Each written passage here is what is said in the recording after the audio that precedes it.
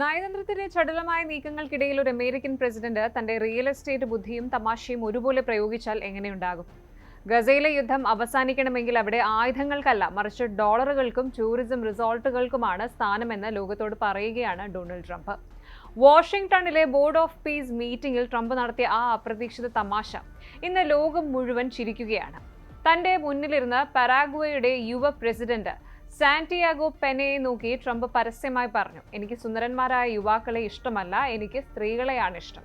സദസ്സിൽ ചിരി പടർത്തിയ ഈ ഒരൊറ്റ ഡയലോഗിലൂടെ ട്രംപ് വീണ്ടും തെളിയിച്ചു താൻ മറ്റേതൊരു ലോക നേതാവിനേക്കാളും വ്യത്യസ്തനാണ് എന്ന്. എന്നാൽ ഈ ചിരിക്കപ്പുറം പശ്ചിമേഷ്യയുടെ ഭൂപടം മാറ്റി വരയ്ക്കാനുള്ള ട്രംപിന്റെ ഏറ്റവും വലിയ ചൂതാട്ടം അവിടെ അരങ്ങേറുകയായിരുന്നു. ഗസയെ ഒരു മിഡിൽ ഈസ്റ്റ് റിവിയേറയാക്കി മാറ്റാൻ $10 ബില്യൺ US ഫണ്ടും അറബ് രാജ്യങ്ങളിൽ നിന്നുള്ള കോടികളുടെ വാഗ്ദാനവും ട്രംപ് ഉറപ്പിച്ചു കഴിഞ്ഞു. തകർന്നുപോയ മണ്ണിൽ സമാധാനം കൊണ്ടുവരാൻ ട്രംപ് ഉപയോഗിക്കുന്ന ഈ ബിസിനസ് മോഡൽ ലോകത്തെ രക്ഷിക്കുമോ അതോ കൂടുതൽ വിവാദങ്ങളിലേക്ക് നയിക്കുമോ? ഈ കൗതുകരമായ രാഷ്ട്രീയ നീക്കങ്ങളെക്കുറിച്ചും നോക്കാം. സദസ്സിൽ ചിരി പടർത്തിയ ഈ പരാമർശം കേവലം ഒരു തമാശയാണോ അതോ ട്രംപിന്റെ കൗശലപൂർണമായ നയതന്ത്ര ശൈലിയാണോ? പക്ഷേ ഈ തമാശയ്ക്കപ്പുറം ഗാസയിലെ യുദ്ധം നിർത്താനും ആ പ്രദേശം പുനർനിർമ്മിക്കാനും ട്രംപ് മുന്നോട്ട് വെച്ച വമ്പൻ പ്ലാനുകൾ ലോകത്തെ തന്നെ അത്ഭുതപ്പെടുത്തുന്നതാണ്. ഗാസയ്ക്കായി $10 ബില്യൺ, ഏകദേശം 83,000 കോടി രൂപ നൽകാൻ അമേരിക്ക തയ്യാറെടുക്കുകയാണ്. വാഷിംഗ്ടണിൽ കനത്ത സുരക്ഷയിലായിരുന്നു മീറ്റിംഗ് നടന്നത്.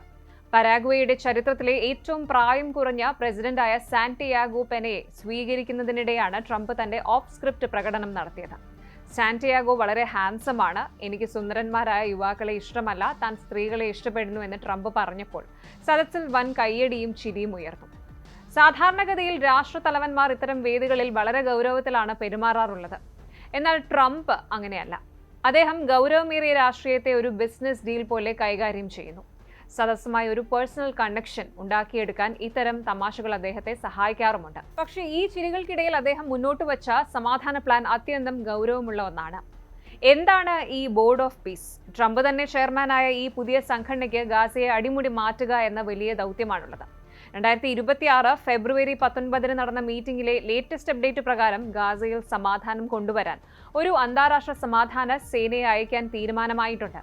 Albania, Indonesia, Kazakhstan, Kosovo, Morocco തുടങ്ങിയ രാജ്യങ്ങൾ ഇതിനായി സൈന്യത്തെ വിട്ടു നൽകും.